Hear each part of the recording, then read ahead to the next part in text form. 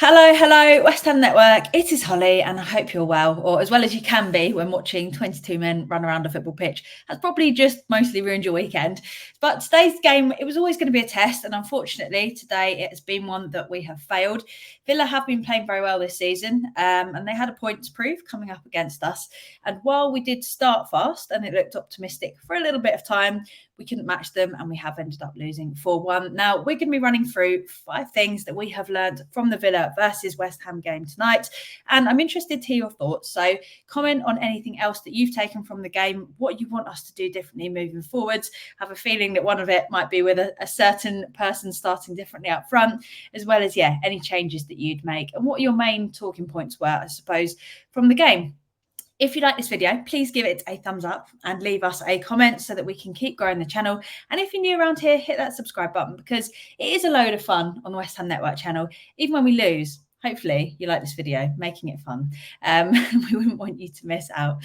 So the first point that we're going to cover that we've learned today, Paqueta. So we all know how brilliant Paqueta has been for us since he signed for us, but there is no denying that there are definitely two sides to his game. So what we love about Paqueta is his relaxed style of football, but it can be both a blessing and a curse at times. And today, unfortunately, it was a little bit more of the latter. So for their first goal, it was arguably a few players' fault as Soufal got dragged in when he was closer and he left Douglas Luiz free. But Paqueta did also stand by and pretty much watch the goal happen instead of helping. So where he's relaxed, it is not always ideal and it can be frustrating when it isn't paying off.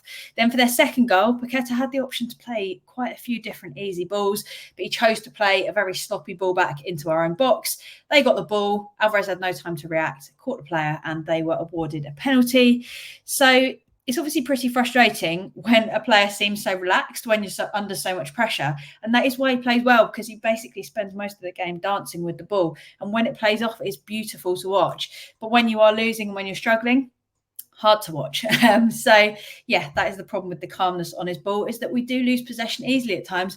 Often he does it in midfield, but he'll manage to recover it or someone else will. But doing that so close to our box like he has today is definitely something that cannot keep happening.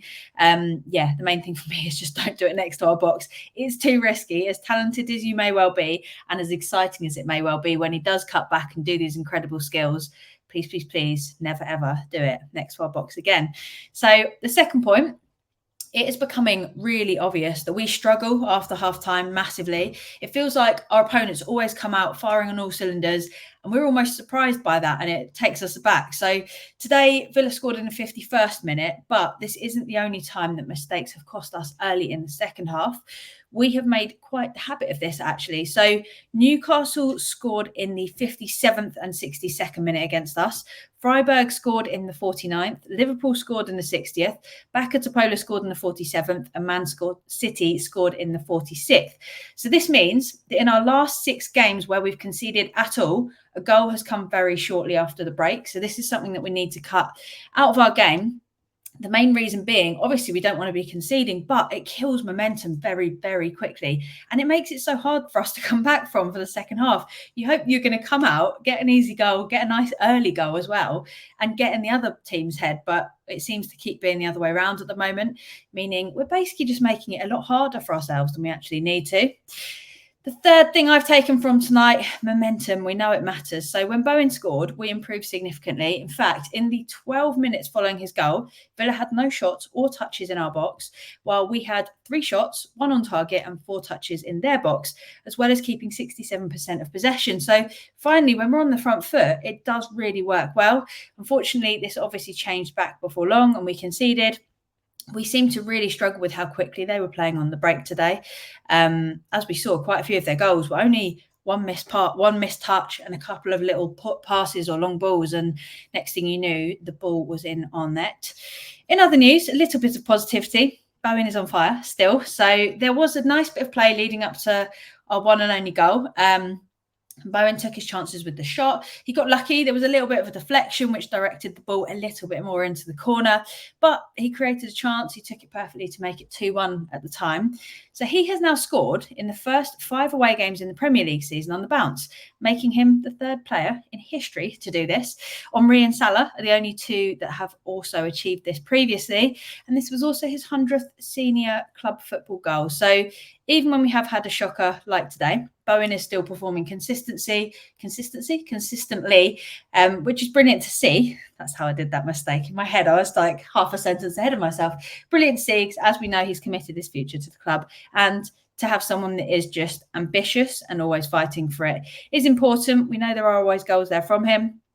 Today, obviously, he just couldn't do enough, and Antonio was not on his game. And finally, last but not least, sloppy mistakes. They really, really cost us today. We had Paqueta's sloppy back pass, which we've already spoken about, but it wasn't just him. It was happening all over the pitch today. For Villa's 3rd goal, even Kudus, that I was so excited about seeing coming on, he had a bad touch in midfield. He gave them the ball. I think there was one long ball over to Watkins, who basically then fired the ball into the top of the net. I wouldn't even say Zuma positioned himself particularly badly to defend against that. I think it was a very good finish from him. And Watkins just found the perfect angle. It's one of those inevitable things that everyone was worried he was going to score against us. And he did. But yeah, just touching on the sloppy mistakes, it is such a shame that the small mistakes that we keep making seem to end up costing us so much that we've really got to wipe them out of our game. So don't get me wrong, Watkins' finish was brilliant, but losing possession, catching ourselves out, these are the things that cause the issues and made it very difficult for the full 90. And against a team like Villa, who like to attack you very fast when they smell blood, that's exactly what they did today, and that's exactly why we struggled so much. So there we have it. So it's been a very disappointing game, actually. There are a lot of things that we could talk about today, from obviously the main one that I'm sure a lot of you are thinking right now. We didn't start Kudus. When are we going to start him? How does he fit into our starting lineup if Moyes isn't currently seeing that? Antonio isn't playing particularly well at the moment, and he's frustrating to watch. What better time are you going to get to do a like-for-like swap and put Kudus up top where we know he would score goals? Antonio looks tired as well. There was the choice to take off Souček rather than Antonio, which I saw on Twitter a lot of people weren't in agreement with. But then again, we were chasing the game, so maybe having 2 up top is a better move.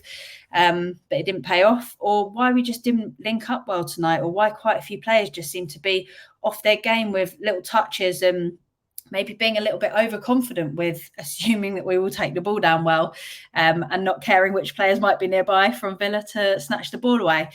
Ultimately, as much as it hurts to say, the better team won tonight. We didn't look like winning, and at no point could I even say that we deserved the draw. First 45 seconds, we had a chance to score. We were offside, and then Bowen's shot got blocked. It looked positive from the beginning, but you can't let a team dictate play so much for the first half and then come out and concede quite early in the second half and then play quite sloppy football the rest of the time and expect to come away with anything. Villa were 6th in the league before we played them tonight. I'm not sure where they are now, but it was always going to be difficult. And this is why you've got to turn up against these teams regardless. So we've got a lot of work to do to recover from this, and hopefully it won't dent our confidence or impact any of the upcoming games. Up next, we've got Olympiacos on Thursday in the Europa League before we have Everton at home next Sunday. So we're also... Another reason we really wanted to win this, because this was a bit of a tricky fixture. We're about to begin a run of Premier League games that we really, really should be winning if we deserve a top 8, top 10 finish. So now is the time to show what we can do. Here's hoping that tonight was a one-off bad performance and that we can come back and absolutely batter the teams that we've got coming up in the Premier League, because, like I said, we've got an easy, if you can have an easy run of fixtures coming up. And if we can do that, we can get some points and we can really, really climb up the table and hopefully be confident going into some more difficult fixtures as the season goes on. We don't want to be dropping points that we should be getting. We don't want to be getting into the bottom half of the table. We do not want that at all. So there we have it. Let me know your thoughts and give us a comment. Please let us know your thoughts on the game. That's all from me for today, and thank you so much as always for watching. I'm going to keep it short and sweet today because it's been a disappointing one. We don't want to chat about it for ages. Go and enjoy the rest of your Sundays as much as you can. If anyone's got that thing from Men in Black that erases your memory, just share it around the whole West Ham community. That would be much appreciated, because personally I would like to forget that performance, but we move, we go again. Like I said, we've got a lot of really good fixtures coming up. So now is the time to prove that we mean business and that this was a one-off and not the beginning of a downward spiral, because we're not having that this season. We're not having that. Thank you so much for watching. Have a good one. And until next time, come on you irons.